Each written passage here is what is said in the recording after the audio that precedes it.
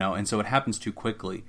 And there's something, Nick, that you and I used to teach our patients all the time, but it comes back to that story about the airline pilot that I met in rehab. Remember him? Yep. So I'd met this airline guy. He was a pilot, amazing guy, like one of the coolest people I've ever met. And I asked him to tell me stories about the most interesting things he's ever seen on a plane.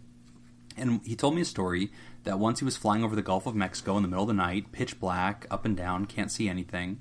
And all of a sudden, the plane shuts off, and the engines turn off, the lights turn off, you can't see the dashboard. It is a big floating piece of metal that has no electricity or gas pumping through it anymore. And it started falling. And, of course, I'm like, oh my gosh, what did you do? Like, how did you save the day? You have moments to react before everybody dies. And he said, well, I trusted my training. I sat on my hands. And that really stunned me. I'm like, what do you mean you sat on your hands? Like, I thought you were going to Bruce Willis this thing, kick open the door, and go save the day. And he said, no, the most dangerous person in the airplane is the pilot. Even in a moment of crisis, I am the most dangerous person. I can take something that looks like doom and turn it into tragedy.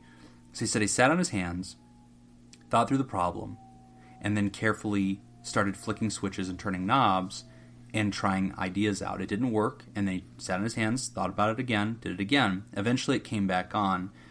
And that metaphor of sitting on your hands has become really, really meaningful to me. Mm-hmm. That whenever I feel a sense of urgency, or I feel like I need to respond to something, or I feel like I'm going to hit send on that email quickly, and I'm moving too fast, I will call myself out and say, Jim, breathe, sit on your hands. You're the most dangerous person in your airplane, right? I'm the pilot of my life.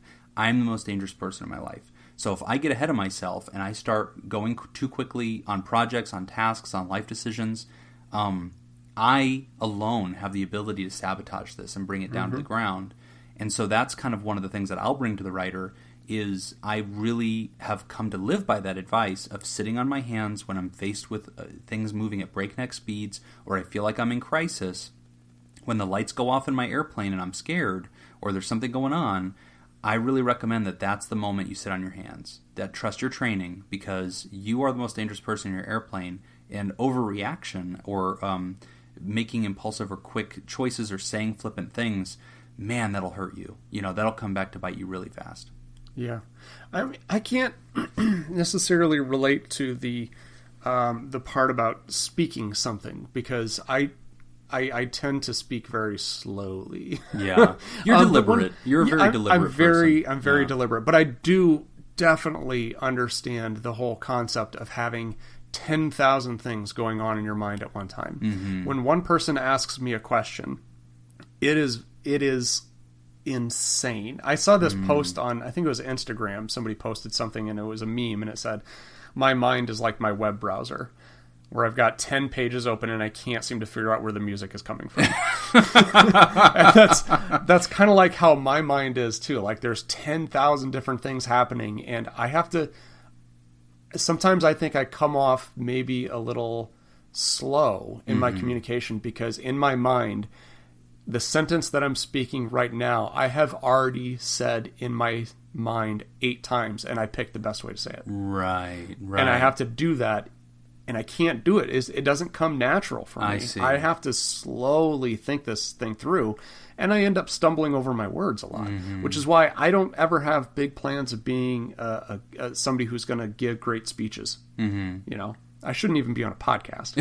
Yeah, it's awesome that you're... Now you tell me this? Yeah, now? Episode 39? Yeah. But, I also identify with behaviors, because this is my biggest thing, especially when playing sports. It's this way when I play hockey. It's this way when I played softball. As a shortstop, when the balls hit to me, you gotta move. I am already throwing the ball before I've even fielded it. Right, which is dangerous. That's why I suck as a softball player. Right. But one technique that actually a softball coach told me once. She was a college softball coach, and she kind of gave me some feedback, and she said that she had somebody on her team, and what she started doing is she would say to herself, she would say, "Humana, humana," as the ball was being ground, as the ball was being hit to her. She's saying in her mind, she's saying humna humna, and it just kind of gets slows her down. It slows her down. It gets her out of that moment, right?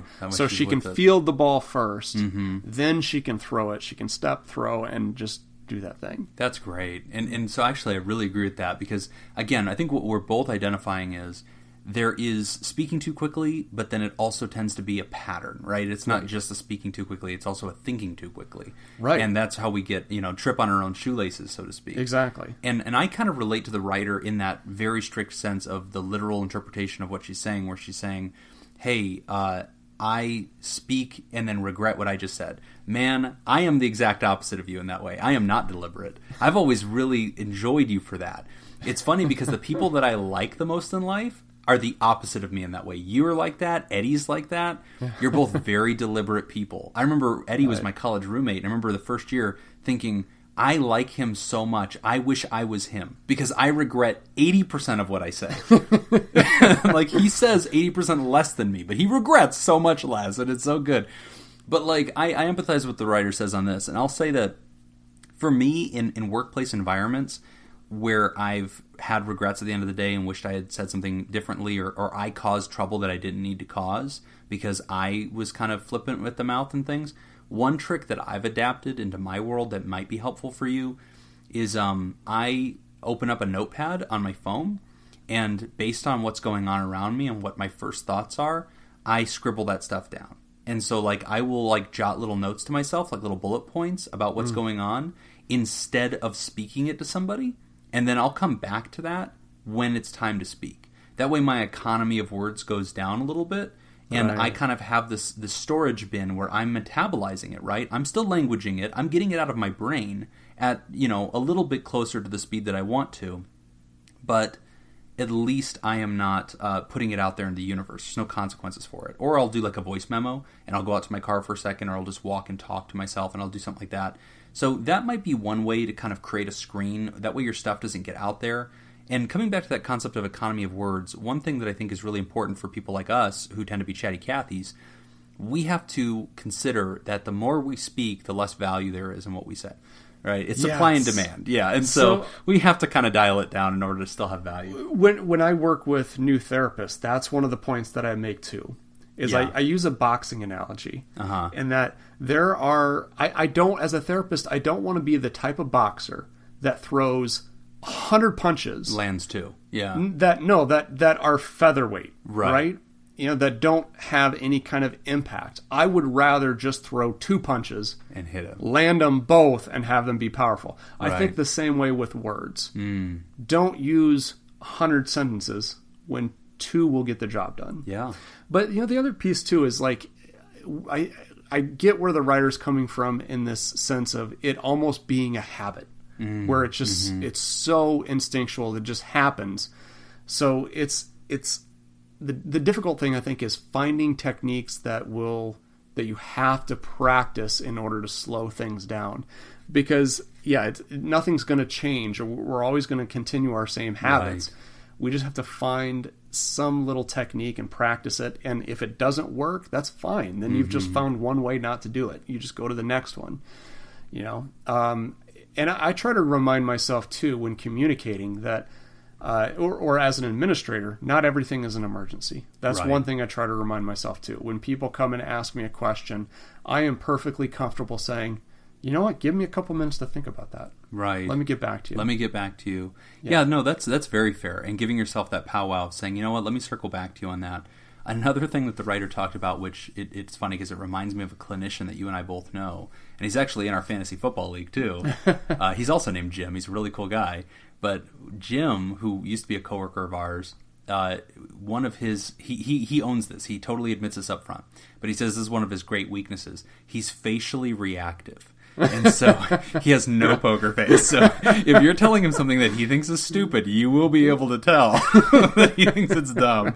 And I've been in staff meetings with him where like he's like furrowing his brow and like shaking his head. And I'm like, Jim, like, don't let on that you think that person's an idiot. Like, like give him the benefit of the doubt.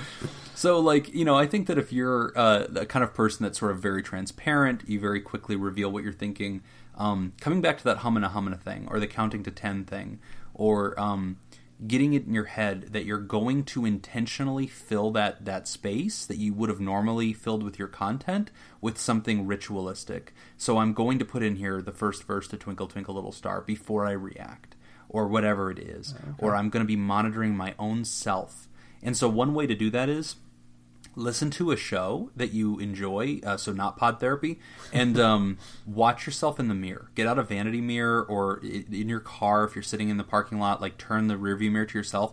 Watch your own face whenever you're listening to conversation of other people, and you will notice little unconscious movements of your face that you're expressing and you're communicating. And that's a very valuable technique. They made me do that in grad school, so that way I wouldn't ever show a patient the wrong tones or the wrong communication. And that could be really helpful too. But then also not just being mindful of the self and the portrayal of yourself, but also maybe filling some of that content reaction with a ritual of humana, or counting to 10, or twinkle twinkle, or rethinking everything you just heard, repeating it to yourself and summarizing it mentally. I'm going to play devil's advocate here, and I'm going to say, hypothetically, if I'm going to work on something, but it has, because this is going to be a problem for a lot of people can relate to this. I'm going to try to work on a new technique or a new way of reacting. Right. But the problem is it's become second nature, and I'm so used to doing this one thing this one way. How do I remind myself to do this thing? Yeah. So one of the techniques that I kind of teach people is do anything that is going to feel unnatural to you. Right. Start doing something, and it doesn't have to relate at all to what's going on. Start wearing your wristwatch on the other wrist.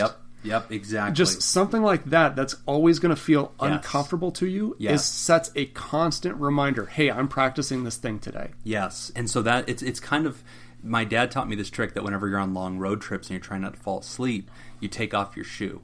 Only one. You take off your shoe and your sock on one foot.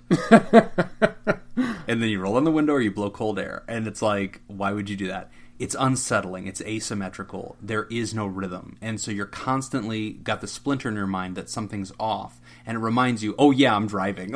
Like I should not go to sleep. That's brilliant. Yeah. And so like I think that kind of goes along with what you said. It's a disruption. But if you're trying to remind yourself to do something that you tend to do unconsciously, disrupting yourself in a knowable way throughout the day, like the wristwatch thing, or putting makeup over your swastika on your forehead, whatever it is that helps you kind of recover. But that's a great question, and I totally relate, and I can just tell you that it's something that happens over time. It's a very small change kind of thing that catapults in a big change. And another way to do it, Nick, that I've done is I've channeled another person. So if you're a hyperverbal person and you're trying not to be, pretend you're the other person you know. So I've never pretended to be Nick, but I have pretended to be Eddie. Where like I've thought to myself, okay, how would Eddie respond to this? And I'll act Eddie for a little while. WWED. Yeah, I have this whole thing. Yeah, Whoa, Ed. I hope he listens to this show. He's also in our fantasy football league, but is not undefeated like others. That's right. All right. Well, thank you for writing in. Hopefully that helps. Let us know. Yep. Okay, we're going to take a short break. When we come back, anxiety, depression, and insomnia. We'll take a look. You're listening to Pod Therapy. Hey there, THERAPALs. ScoopFest 2018 is coming up mid-October. I know, we're so excited. And we're going to be there doing a live performance. But even more exciting than that, is there anything more exciting than that? I don't know. Sushi. Is that we are meeting up with our fans for a special sushi. Sake, psychology lunch on October 11th at 12:30 p.m. We've changed the venue since the last week. Since 2 weeks ago. We haven't updated the script. It is going to be at Guimon Sushi House. Goemon. Yeah, that. At 5255 South Decatur Boulevard. This invitation is open to any listeners who will be in town for ScoopFest, or any locals as well. If you're going to be in town and you want to join us, let us know. We just ask that you RSVP so we know exactly how many seats to reserve, which you can do by contacting us on Twitter at PodTherapyGuys, on Facebook.com/PodTherapy, or at our email podtherapyguys@gmail.com, or through our website podtherapy.net. going to be a great way to meet some awesome, kind-hearted people like yourselves, and we hope that you'll join us. Also, stay tuned. At the end of the show, we're going to go over our RSVP list, so we want to make sure that we've got everybody on there, so stick around for that. We're back. You're listening to Pod Therapy. Our next listener writes in about insomnia and anxiety. Hey guys, I'm starting off by saying that I'm on Medicaid in a